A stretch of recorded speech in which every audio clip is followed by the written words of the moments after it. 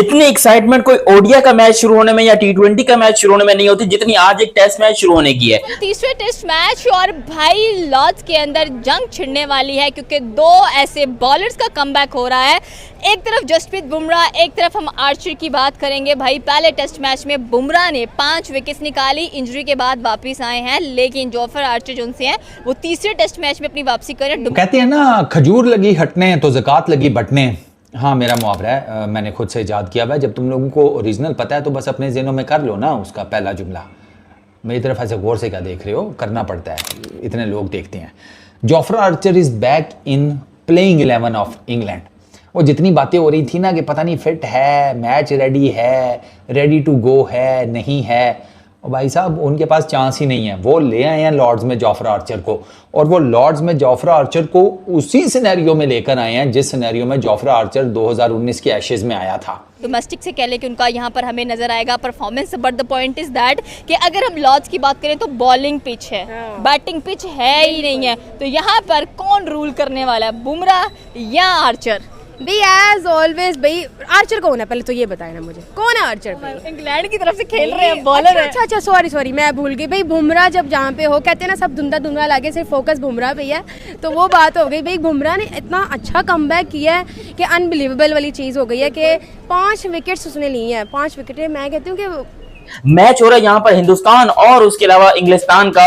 उससे पहले इंग्लिस्तान कहते थे, अगर आपको पता है तो हिंदी में भी आज से 1960 से पहले हमेशा इंग्लैंड को इंग्लिस्तान ही कहा जाता था। तो हिंदुस्तान और इंग्लिस्तान का मैच होने जा रहा है, जिसके अंदर क्या होने जा रहा है, क्योंकि ये लेवल ऐसा बन चुका है इस मैच का कि ये मैच का ऑलमोस्ट डिसाइड करेगा कि भाई कौन ये सीरीज जीतने जा रहा है। ऑलरेडी 2 मैचेस हो चुके हैं, जिसके अंदर एक इंग्लैंडियों के पास है, एक हमारे भारत के पास है। मतलब मैं पाकिस्तान से हूं, लेकिन क्योंकि भारत से कुछ ज्यादा ही आजकल प्रेम चल रहा है मेरा, और वो इसकी वजह से क्योंकि जो इन्होंने अंग्रेजों कि अगर हम लॉर्ड्स की बात करें तो बॉलिंग पिच है, बैटिंग पिच है ही नहीं है। तो यहाँ पर कौन रूल करने वाला है, बुमराह या आर्चर? भाई एज ऑलवेज भाई आर्चर कौन है, पहले तो ये बताए ना मुझे, कौन है आर्चर? इंग्लैंड की तरफ से खेल रहे हैं, बॉलर है। अच्छा सॉरी मैं भूल गई भाई। बुमराह जब जहाँ पे हो, कहते हैं ना सब धुंधला धुंधला लागे, सिर्फ फोकस बुमराह पे है, तो वो बात हो गई। भाई बुमराह ने इतना अच्छा कमबैक किया है कि अनबिलीवेबल वाली चीज़ हो गई है कि 5 विकेट्स उसने ली हैं। 5 विकेटें मैं कहती हूँ कि आर्चर क्या है उसके सामने। आर्चर तो बेचारा जो है ना, वो कह रहा होगा रहने दो भाई, मैं ना छोड़ रहा हूँ अपनी बैटिंग छोड़ रहा हूँ, बॉलिंग छोड़ रहा हूँ, सॉरी बॉलर है जो। तो बुमराह ने बहुत अच्छी खेली है, जो भी की है, बॉलिंग की है। पहला टेस्ट मैच आप देखो, पहले टेस्ट मैच में ही उस टाइम स्मिथ था, उसने एजबेस्टन को ठीक ठाक कूटा था, 2 सेंचुरीज मारी थी शायद, और लॉर्ड्स में ही था वो मैच शायद। ग्राउंड मुझे थोड़ा सा भूल रहा है, मेरा ख्याल है शायद लॉर्ड्स था। लॉर्ड्स में वैसे जोफ्रा आर्चर का डेब्यू भी है, वो मार के उसने स्मिथ को, बाउंसर स्मिथ का वो ज़रा थोड़ा सा ढीला ढाला कर दिया था, याद करें आप। तो 2019 के एशेज़ में इसकी 20 विकेटें भी हैं बाय द वे आर्चर की। तो ये सेम ही स्थिति है, सेम ही सिनेरियो है कि एजबेस्टन में शुभमन गिल कुट के आ रहा है, और ये जोफ्रा आर्चर को, शुभमन गिल को जिसे कहते हैं ना, उसका असर ख़त्म करने, गिल का जहर ख़त्म करने, उसको नलीफाई करने, डाइल्यूट करने के लिए ला रहे हैं। जोफ्रा आर्चर ने पिछले महीने ससेक्स के लिए ना वो खेली है क्रिकेट काउंटी, ठीक है ना, फर्स्ट क्लास। और जैसा कि आप जानते हैं कि अब लॉर्ड्स में टेस्ट मैच शुरू होने वाला है। लॉर्ड्स यानी कि द मक्का ऑफ क्रिकेट, और हर क्रिकेट खिलाड़ी का एक सपना होता है कि लॉर्ड्स में ज़रूर खेलना है, और कप्तान ये डिज़ायर करते हैं कि लॉर्ड्स में जाकर वो मैच को जीतें, और खिलाड़ी बैट्समैन ये डिज़ायर करता है कि वो लॉर्ड्स में शतक लगाए, और गेंदबाज ये डिज़ायर करते हैं कि वो 5 विकेट हॉल ले, ताकि ऑनर्स बोर्ड पर उनका नाम लिखा हो। मतलब अपने आप में एक अचीवमेंट है लॉर्ड्स के बारे में। सीरीज़ 1-1 की बराबरी पर है। पिछला टेस्ट मैच जो बर्मिंघम में खेला गया था वो भारत ने जीता, बड़े मार्जिन से भारत ने वो जीता। शुभमन गिल का डबल 100 आया, देन एक 100 भी उनका आया, एंड आकाशदीप और मोहम्मद सिराज ने बड़ी ज़बरदस्त गेंदबाजी की। लेकिन भारत के पर्सपेक्टिव से दोस्तों ये कि जसप्रीत बुमराह की वापसी होने जा रही है।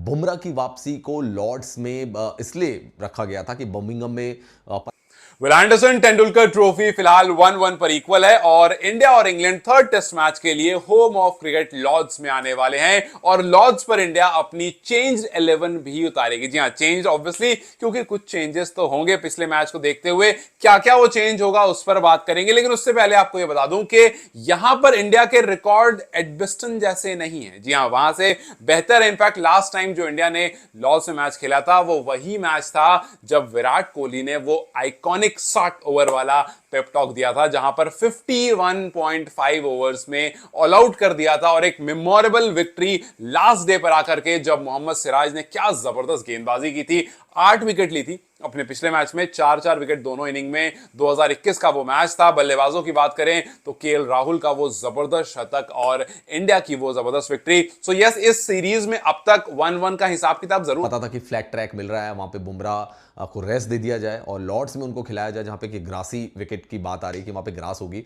और पेस बॉलर्स को मदद मिलेगा, तो बुमराह वहां ज्यादा डेंजरस हो सकते हैं इंग्लैंड के बल्लेबाजों के लिए। हालांकि अगर हम बर्मिंघम की बात करें तो वहाँ पे आकाशदीप और मोहम्मद सिराज के आगे धराशायी हो गए थे इंग्लैंड के बल्लेबाज, उस ऐसी पिच पर भी जहाँ पे तेज गेंदबाजों के लिए मदद नहीं थी। तो यहाँ पे आप सोचेंगे सिराज, आकाशदीप एंड जसप्रीत बुमराह का कॉम्बिनेशन बहुत डेंजरस हो सकता है। तो इंग्लैंड को भी कॉशियस रहना पड़ेगा, इंग्लैंड को भी अवेयर रहना पड़ेगा कि अगर वो एक ग्रासी विकेट देते हैं यहाँ पे लॉर्ड्स में, तो भारत की गेंदबाजी इंग्लैंड की गेंदबाजी से ज़्यादा बेहतर नजर आती है। मैं क्यों कह रहा हूँ, क्योंकि आकाशदीप और सिराज बेहतरीन फॉर्म में चल रहे हैं, वो एक फ्लैट ट्रैक पे विकेट ले चुके हैं और बुमराह पहला वाला जो टेस्ट मैच खेला गया था लीड्स में, वहाँ पे उन्होंने 5 विकेट, उसमें उसने तकरीबन कोई 18 ओवर किए हैं और उन ओवर्स के हिसाब से ना वो, तभी तो लुक राइट ने कहा था ना कि नहीं हमें इसका हिसाब किताब समझ में आ रहा है। अच्छा पहले टीम सुन लो। Jack Crawley, Ben Duckett, Ollie Pope, Joe Root, Harry Brook, Ben Stokes, Jamie Smith, Chris Woakes, Brydon Carse, Jofra Archer, Shoaib Bashir, only one change. इन्होंने टंग की जगह के ऊपर इंटरेस्टिंगली जोफ्रा आर्चर को लेकर आए हैं। हालांकि टंग भाई साहब लीडिंग विकेट टेकन है सीरीज में, 11 विकेटें हैं, बट द प्रॉब्लम इज कि 4.56 की उनकी इकोनॉमी है, तो थोड़ा सा उसको मार पड़ी है। इन एक्सपीरियंस है ना, इतना एक्सपीरियंस नहीं है। मुझे था ये क्रिस वोक्स को बाहर करेंगे, मुझे ये था, लेकिन उन्होंने क्रिस वोक्स की जगह टंग को बाहर कर दिया और आई फील क्या तो रही है 5 भाई बुमराह हो गया मैं कहती हूँ, और उसके सामने तो भाई धुंधला पड़ गया वो आर्चर भी। मैं प्रेफर करूंगा जोफ्रा आर्चर को। जोफ्रा आर्चर की बॉलिंग स्टाइल आपने देखा है, उसकी जब वो बॉल कर रहा होता है तो यूं लग रहा है बिल्कुल स्लो आ रही है। पता तब लगता है जब बाउंसर मुंह को तोड़ चुका होता है। आप देख चुके हैं पीछे, अगर मैच की हिस्ट्री देख रही हूँ, हम लाइव देख के आए हुए हैं England versus Australia in the Gaddafi stadium, champion trophy. तो जोफ्रा आर्चर और जसप्रीत बुमराह का जो कंपैरिजन है वो बनता ही नहीं है। जोफ्रा आर्चर एक क्लास का नाम है, आर्चर का नाम आए, जसप्रीत बुमराह का नाम आए तो पता चलता है यार ये तो छोटे बड़े का जो है ना वो सीन हो रहा है। तो जोफ्रा आर्चर जो है वो एक क्लास है, वो शुएब अख्तर के बाद और ब्रैडली जैसे लोगों के बाद अगर कोई चल रहा है तो आर्चर है। सर रिसेंटली देखा जाए तो जसप्रीत बुमराह ने हमारे एक बड़े जबरदस्त ऑलराउंडर हैं वसीम अकरम, उनका रिकॉर्ड ब्रेक किया है विद 140 की जो ली हुई है ना, जो इंग्लैंड की इंडिया ने लिया। देखो हमें पता है कि हमारी औकात नहीं है, हम पाकिस्तानी हैं, हमारी क्रिकेट टीम की औकात नहीं है इंग्लैंड में जाकर उनको हराना, ऑस्ट्रेलिया में जाकर उनको हराना, लेकिन इंडिया जाकर हमारे बदले लेता है और कल के दिन एक और बदला आने वाला है, ये भी आपको बता दूं। मतलब एग्जैक्टली कल के दिन में तो नहीं, क्योंकि मैच जो है वो 5 दिन का है, तो हो सकता है 3 दिन लग जाए, 4 दिन लग जाए, कम से कम 3 दिन तो लगेंगे, या हो सकता है 5 भी लग जाए, वो एक डिफरेंट टॉपिक है। लेकिन मैं जस्ट आपको ये बता रहा हूँ कि हमारे बदले लेने का जो ठेका है वो हिंदुस्तान ने उठाया है। हम जिससे पिल कर आते हैं हिंदुस्तान जाकर उनको पेल देता है। अब कल के मैच के अंदर इंडिया की प्लेइंग इलेवन में थोड़ी सी तब्दीली होने जा रही है, उसके बारे में बात करते हैं और मैच में क्या होगा, प्रेडिक्शन भी करते हैं कि मैच में कौन सेंचुरी मारेगा कौन नहीं मारेगा, सब चीजों को जरा क्लियर करते हैं। बुमराह की बात की जाए तो पिछले काफी अरसे से जो बुमराह है वो टेस्ट में रूल करते हुए दिखाई दे रहे हैं as a number 1 bowler. But देखा जाए तो first of all Jofra Archer और जसप्रीत बुमराह अगर देखा जाए उसकी फिटनेस को लेके बहुत इशू है ना, इंजर्ड, तो इसलिए वो सेकंड टेस्ट भी आपने देखा वो नहीं खेले, और अगर थर्ड टेस्ट में आते हो कह नहीं सकते कि वो डेफिनेटली वो 100% फिट है या नहीं है। तो और जहाँ तक जोफ्रा आर्चर की बात है, वो ऑलरेडी वो एक अनफिट थे, ऑलरेडी वो फिट हुए हैं, फिट होने के बाद वो कमबैक करेंगे अपना, और कमबैक जब भी वो कराए उन्होंने, तो उन्होंने बूस्ट करा है सामने वाली टीम को, बिल्कुल उन्होंने आउट क्लास करा है। और जोफ्रा आर्चर का जो भी कह लें आप, क्लास बहुत आउटस्टैंडिंग है उनकी क्लास, तो कह नहीं सकते जोफ्रा आर्चर और ख़ासकर फिर जसप्रीत बुमराह और लॉर्ड्स का मैदान, मतलब इंग्लैंड रूल करेगा इसमें और जोफ्रा आर्चर उसमें। क्योंकि क्रिस वोक्स और टंग के हिसाब से मुझे वो टंग जो है ना वो ज़्यादा डेंजरस लग रहा था अगेंस्ट इंडिया इन विकेटों के ऊपर। ठीक है, इन एक्सपीरियंस की वजह से उसे मार पड़ गई, वो एक अलग चीज़ है, बट वो मुझे बेहतर लग रहा था। अब जोफ्रा आर्चर की वापसी हो रही है तकरीबन 4.5 साल बाद टेस्ट क्रिकेट में। ठीक है, अब इन 4.5 सालों में उसके वो थे मसाइल, एल्बो इंजरी के, बैक इंजरी के, जो रूट की कप्तानी जिंदाबाद, बताता हूँ कैसे। ब्रेंडन कार्स का भी प्रॉब्लम चल रहा है बाय द वे, उसके भी ना कोई अंगूठे शूंठे का मसला है पैर के, लेकिन बेन स्टोक्स कहता है कि नहीं, मैं हकीम हूँ, मैं बता रहा हूँ कि इसके पैर का मसला नहीं है। अच्छा जी, फिर किस चीज़ का मसला है? जूते का। और हम सब जानते हैं बुमराह कैसे गेंदबाज है। ग्रास के बारे में जो बात आ रही है, देखो दोस्तों, ये बहुत इंपॉर्टेंट होता है कि ग्रास मैच के पहले दिन कैसी। अगर आप 48 घंटे पहले का वीडियो या पिक्चर लेंगे तो ऑब्वियसली उसमें ग्रास ज़्यादा होगी। वो ग्रास इसलिए होती है ताकि पिच को होल्ड कर सके, लेकिन जब मैच शुरू होता है उससे पहले शेव ऑफ कर दी जाती है ग्रास, और तब ये डिसाइड किया जाता है कि कितनी ग्रास रखनी है, 9 mm की रखनी है, 6 mm की रखनी है, कितनी ग्रास उसमें रखनी है। पर ऑब्वियसली जो 48 घंटे या 72 घंटे पहले जो ग्रास होती है उतनी ग्रास नहीं होती है। तो कहीं हम वो वीडियो और वो पिक्चर देख के ये ना सोचे कि लॉर्ड्स में भैया बहुत ज़्यादा ग्रास आ गई है और भैया यहाँ पे बहुत बॉलिंग विकेट होने वाला है, ऐसा नहीं होता है। वो ग्रास शेव ऑफ कर दी जाती है। वो हर जगह की कहानी एक बेसिक थिंग है।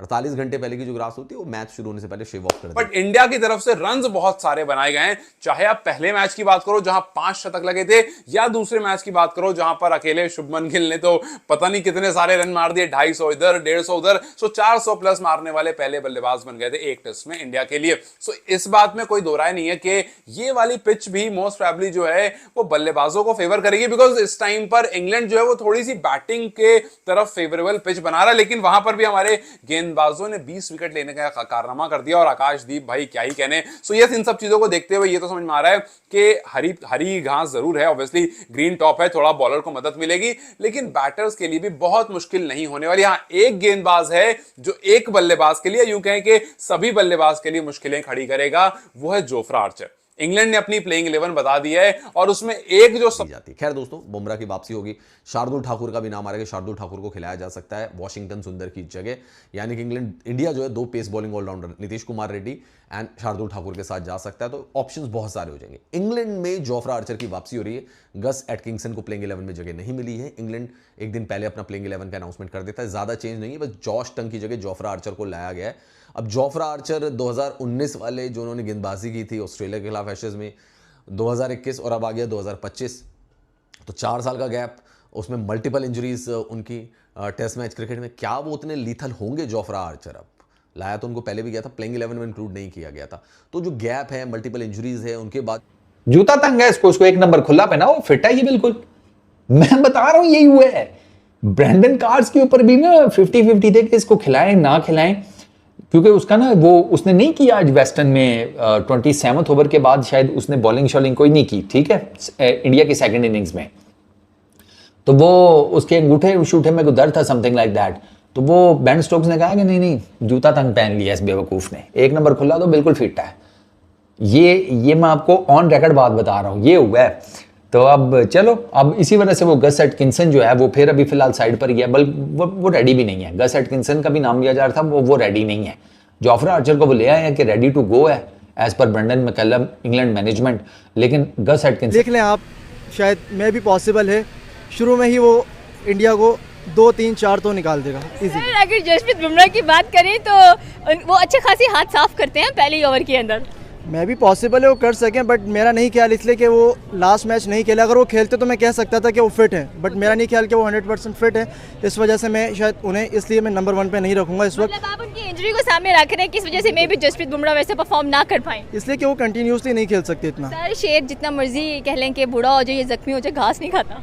घास नहीं खाता, लेकिन ऑलरेडी उसके मुकाबले में भी शेर ही है, बबर शेर है सामने, तो इसलिए, और सामने जो बैटर्स है और सामने जो टीम है वो नहीं छोड़ेगी, इसलिए कि लेकिन अभी तक आपने ये चैनल सब्सक्राइब नहीं किया तो सब्सक्राइब करो, और सब्सक्राइब करते ही बेल आइकन दबाओ। सबसे पहले भाई इंडिया को बहुत बहुत मुबारकबाद पिछला मैच जीतने के ऊपर, और पिछले मैच के अंदर जो शुभमन गिल ने करके दिखाया, 430 रन टोटल सिर्फ एक ही मैच में बनाए, और उनको आई थिंक 3 मैचों के अंदर 450 रन चाहिए और वो दुनिया का वर्ल्ड रिकॉर्ड बना देंगे।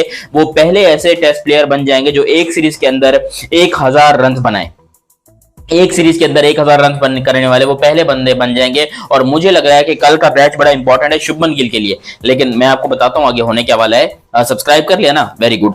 होगा कुछ, क्योंकि पहले तो भाई यहाँ पर इंडिया अपनी बॉलिंग में चेंज, यंग पोटेंशियल है उनमें, तो वो कुछ चेंज करेंगे, वो लोग अपनी फुल एफर्ट करेंगे, फुल एफर्ट पुट करेंगे, अपने नई पिच होगी, नए लोग होंगे, नए क्रिकेटर्स होंगे, नई कैप्टनसी है एक्चुअली ना। शुभम गिल उनको जिस तरीके से लेके चला है, आपने देखा है कि पिछले प्रीवियस मैच में जिस तरीके से उन्होंने कैप्टनसी की है, उनकी फील्डिंग, उनकी बॉलिंग, उनकी बैटिंग, हर चीज एक्सेप्शनल रही है, ठीक है। तो ऑफ कोर्स हम ये एक्सपेक्ट कर रहे हैं कि नेक्स्ट उनकी जो मैच है, उनका नेक्स्ट जो उनका क्रिकेट मैच है, ऑब्वियसली वो सेम इसी तरह जाएंगे, इसी तरह वो लोग परफॉर्म करेंगे, इंशाल्लाह दे विल कंक्लूड। अच्छा, अगर देखा जाए तो हम लोगों ने ये चीज भी देखी है, इंडिया अपनी बॉलिंग को तगड़ा कर रहा है, क्योंकि ये बात उनको समझ में आ गई है कि हमारी बैटिंग इस टाइम के ऊपर दुनिया की सबसे खतरनाक बैटिंग है। जब आपके पास अच्छा ओपनिंग से आते हैं, प्लेइंग 11 भी आप लोग को पता चल जाएगी। अब केएल राहुल और जायसवाल आपके ओपनर्स हैं, ये ड्रीम है पूरी दुनिया। इंडिया वर्सेस इंग्लैंड के थर्ड टेस्ट मैच में जोफ्रा आर्चर और जसप्रीत बुमराह की हुई वापसी।